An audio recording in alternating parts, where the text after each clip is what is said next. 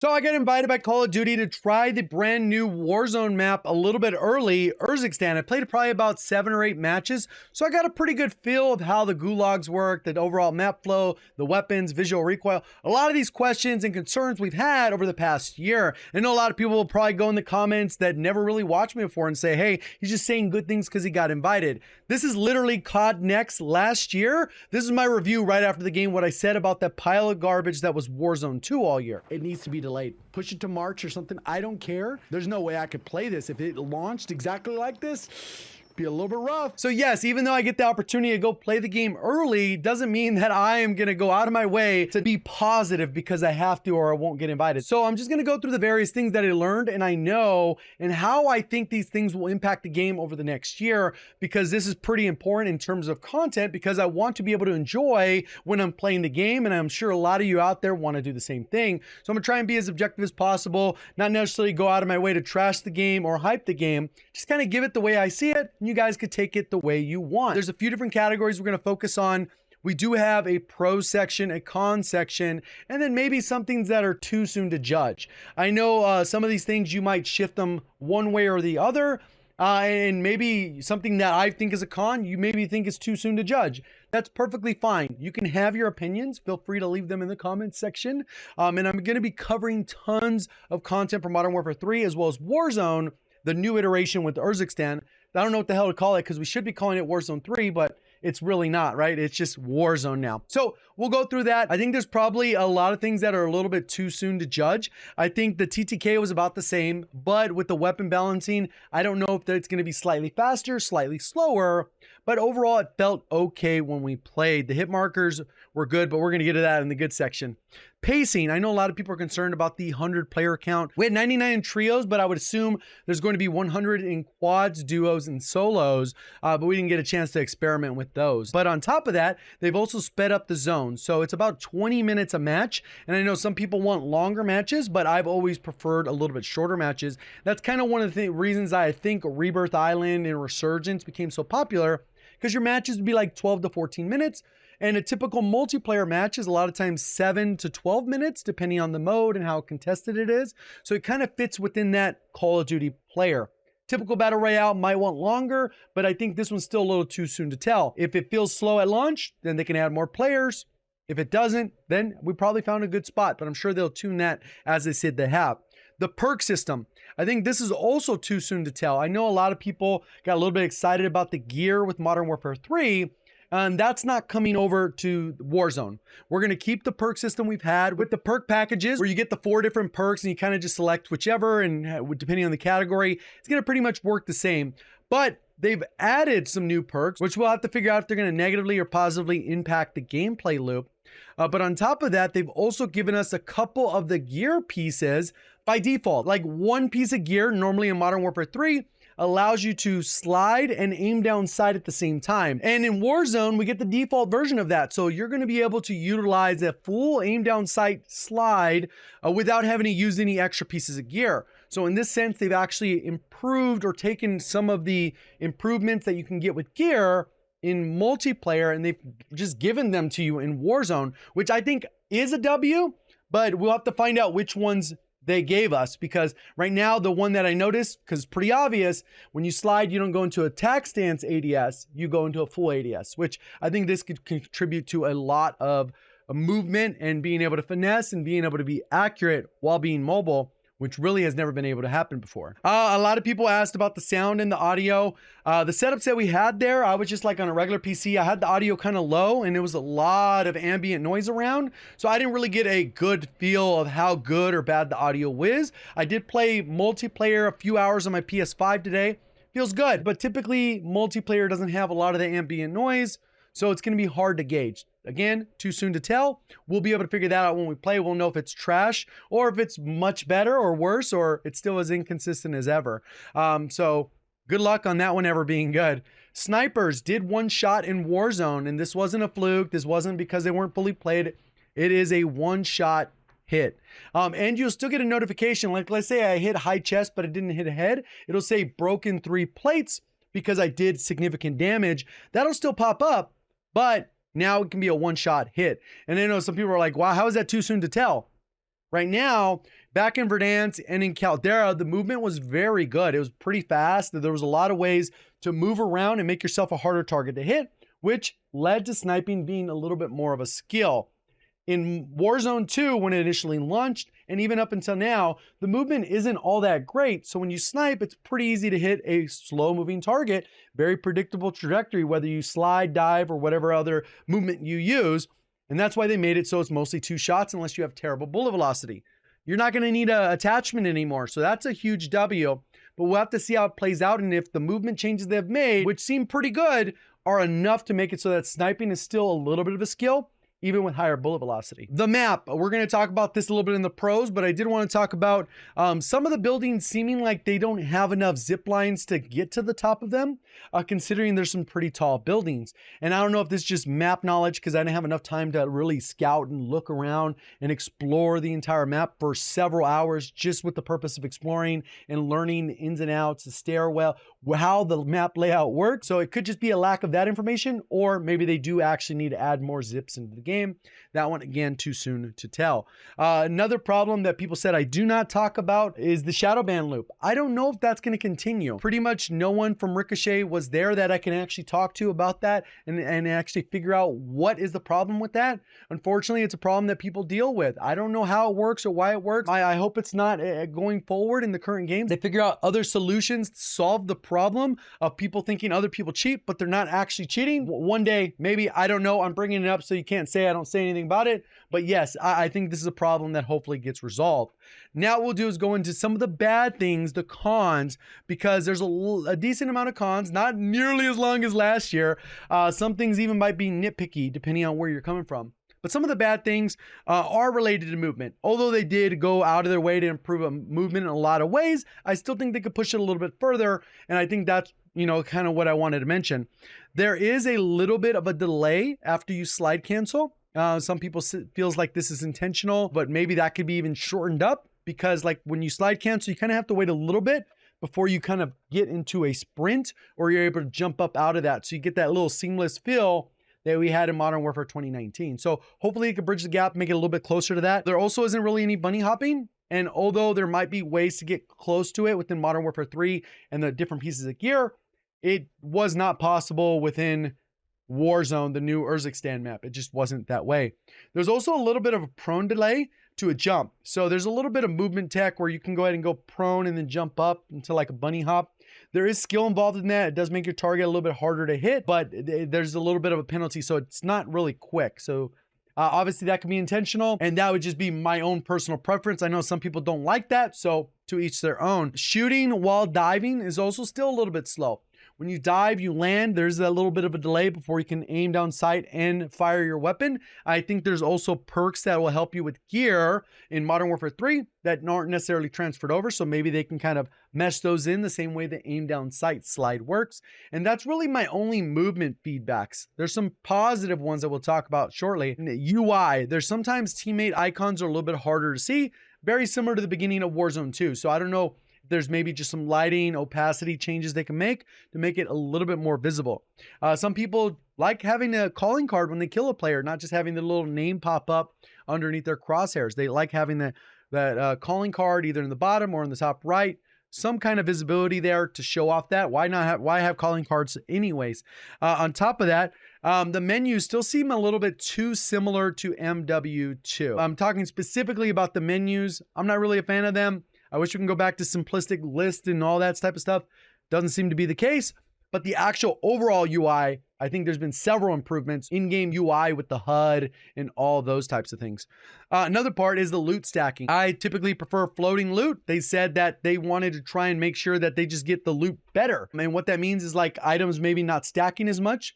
I think floating loot had this problem in certain times where it's just too much loot in one spot and it kind of was hard to pick what you wanted. That was with vests, specific ammo. We had the same thing with floating loot. So instead of just going to that and still dealing with the same problem, they're going to try and find solutions for that. But right now it is a problem. I don't like the way the loot is. Unfortunate, even though it wasn't in the build we played, it does look like tuning is returning, which I'm not really a fan of. I don't see that going anywhere. I'm just leaving my feedback. Not that it's going to change, at least for this next iteration.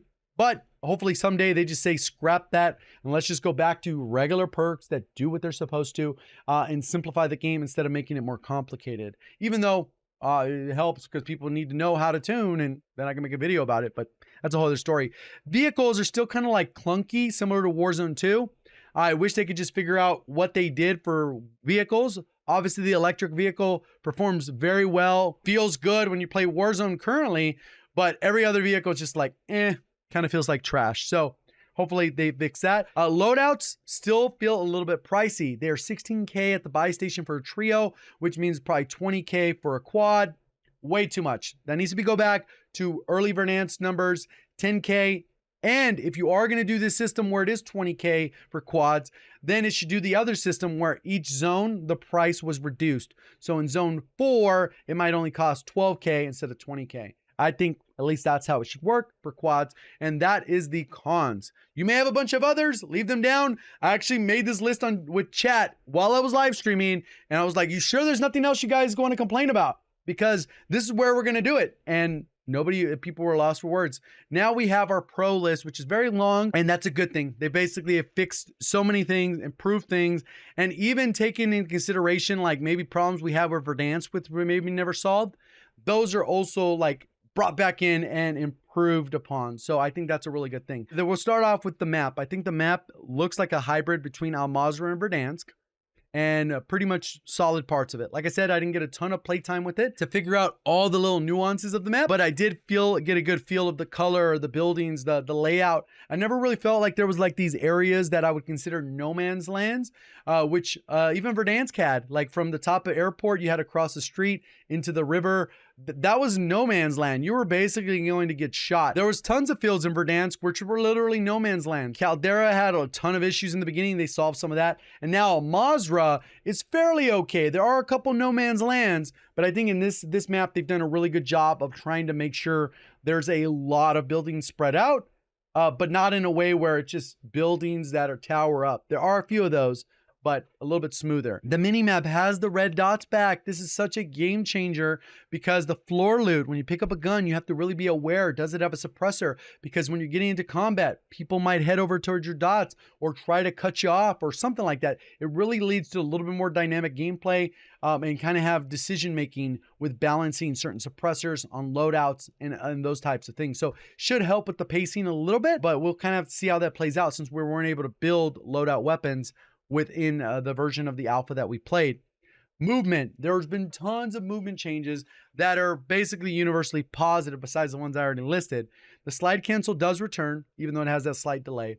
The mantle speed is faster, and it's also tied to with your mobility. So if you are sprinting and you get a full tack sprint and you're at full sprint speed, your mantle will be faster. So it's tied to that, so you even get boosted in that. So potentially if you're using a specific weapon, maybe the mantling could be even faster with X weapon, a knife, or whatever those things are. You can slide while aim down sight. This is a huge deal, while also being able to fire while aim down sight immediately out of the hip fire or the aim down sight. So you get the option to do both, which is so much better than we've had, because you kind of felt penalized if you needed a slide. Now sliding might just be the meta because of how mobile and that speed boost you get, as well as being able to avoid, you can dive. So you get the utilization of both and knowing how to use those, because if you're on top of a building, you need to jump across to another roof. The dive into a parachute will still give you the best opportunity to cross that specific gap. So a really good spot there. I think reload canceling coming back, I was able to enjoy that within the beta today. I didn't get really much experience trying to reload cancel because Battle Royale you usually play a little bit slower. It's not a lot of those scenarios in the new version. Warzone 2, it could happen if you get rushed on. Multiplayer, I definitely experienced it multiple times where it's like, oh, it's reload. Oh, I could reload cancel. Yeah, I got to get that muscle memory going again. So we were able to do that. And then we also have stims do offer a speed boost. Nowhere near into Caldera speed, but just a little bit of, you know, maybe a skill gap. You got to learn the timing, and a skilled player could utilize that. That's going to have a lot of competition though with the battle rage. So we'll kind of see how that goes. They've also added horizontal zip. So there's certain areas you could cross. You'd still be kind of like a, you know, easy target to hit. I believe you can still fire your weapon while zipping like that. So that could be a good option, but it really just depends. They also added the tack stance, which It's not really part of people's muscle memory yet. Just like when Modern Warfare 2019 came out, one of the biggest issues is everyone said it felt so clunky and all these other things. And like, why does this? Why do we have attack sprint? I don't think attack sprint should be in Call of Duty, but everyone's acclimated to it. Everyone's accustomed to it now. And it feels like that's how COD should be played. It's very much so. I think this attack stance could be like the meta movement that you could utilize in specific scenarios. One specific one that I'll explain just to kind of clarify what the attack stance does is it takes you out of full aim down sight to kind of a canted laser stance. And this is regardless of what the build of the weapon is. So if let's say you had a rifle, and you didn't get overkill, you have some kind of pistol, you have your rifle in a VLK or a high zoom optic, then you want to walk up some stairs. You're not going to walk around with the ADS of the VLK. You're going to go canted. So you're going to lose a little bit of accuracy, get into a little bit of a tighter than hip fire spread, but not fully dot like aim down sight. And then you'll have a little bit better mobility, a little better visibility on a target close range. Maybe if you're pushing some stairs, holding an angle, sliding into something, you'll be able to hit those targets because the aim down sight might be slower on that high zoom optic. So it's just the beginning of this. Once people min-max this and we learn different speed and move techs, I think attack stance is going to be like, oh my God, this is such a good part of the gameplay loop, but we'll have to wait and see until those ideas are figured out, right? Visual recoils is significantly improved. I was able to shoot a player 100 meters with iron sights without feeling like the gun was shaking and covering it.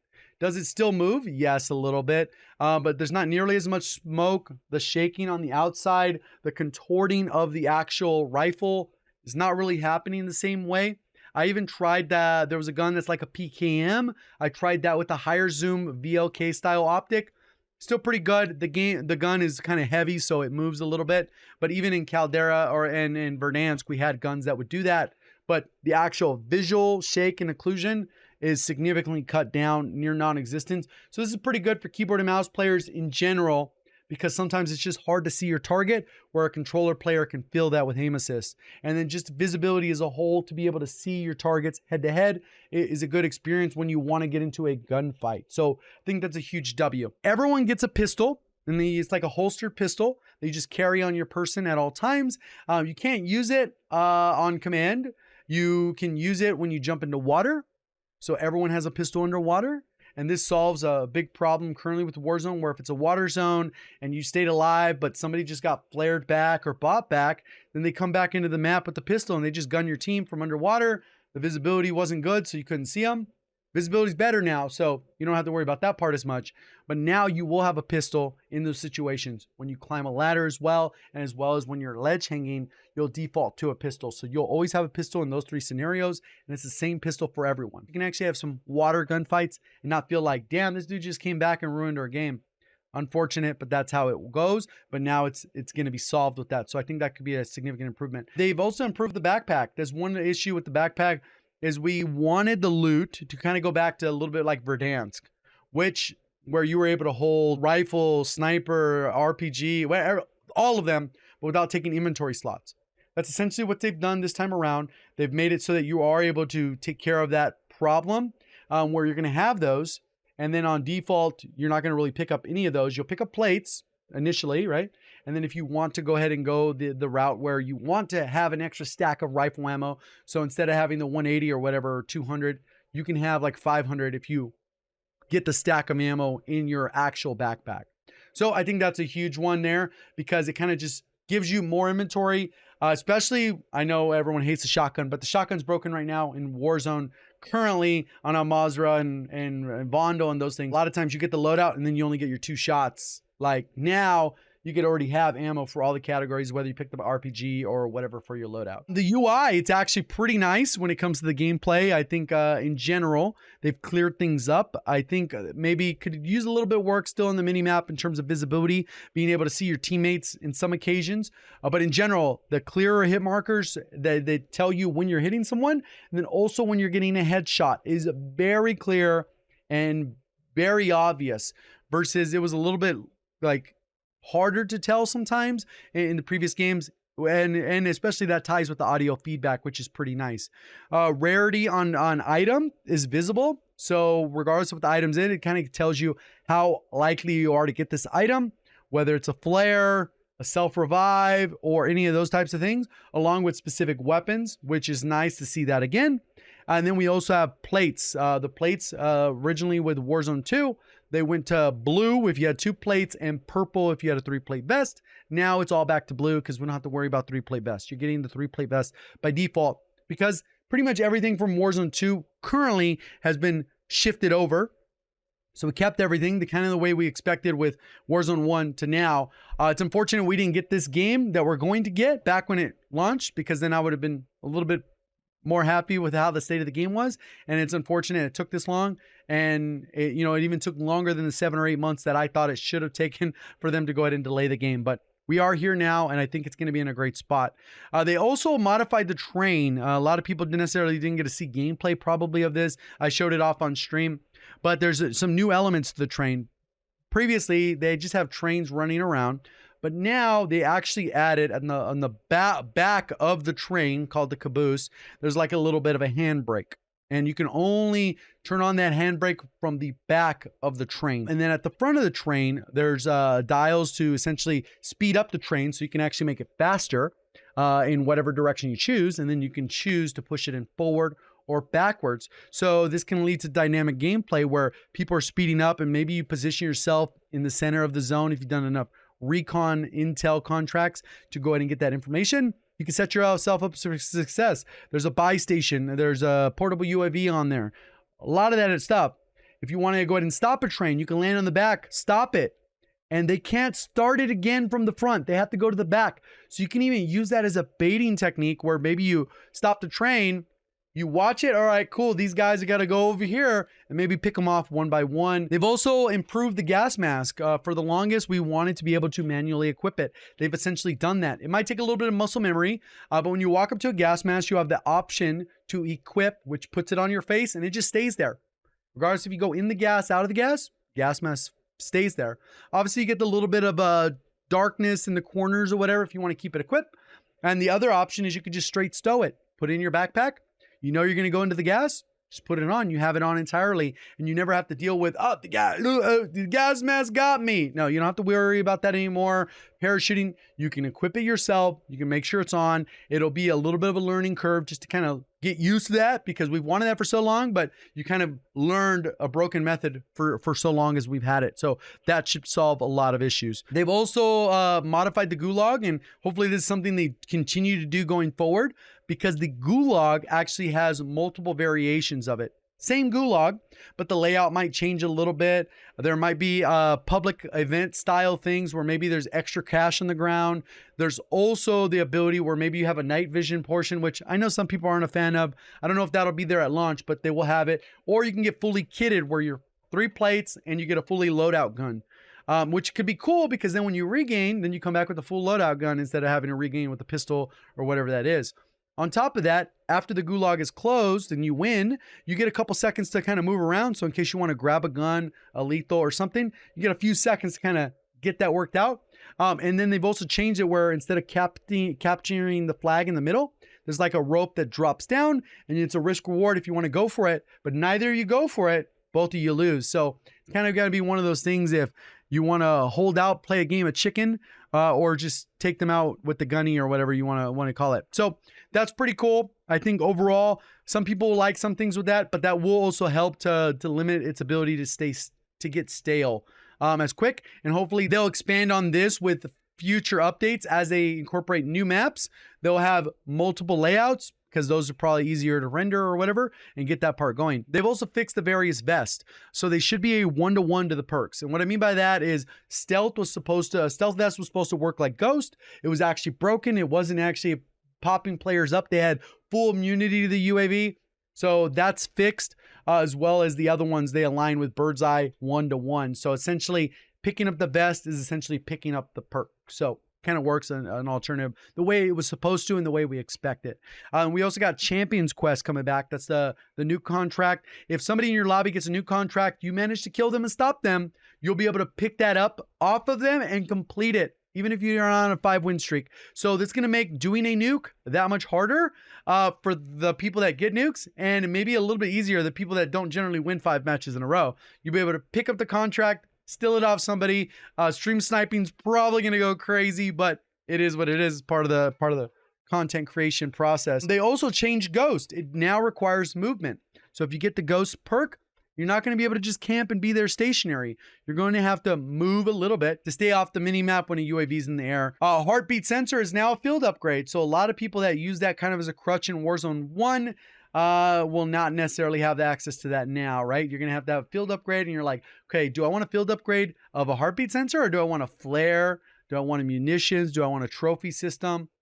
How does that going to work? So that is going to be an interesting change to see how that works. Hopefully they revert it to as strong as it was in Warzone 1, because it being a field upgrade is going to sacrifice a lot. It would basically never get used, even by the hardcore campers that want to stare at a wall. You know, it should have a little bit of power. And last but not least, Rebirth Island and Fortune's Keep. We thought it was just going to be Call of Duty Mobile, and they are coming back early next year as resurgence maps. So maybe in like season 2 or 3, like we had last year with Bondo coming out, it might be around that time. And the rumor is that Verdansk might even be on the horizon.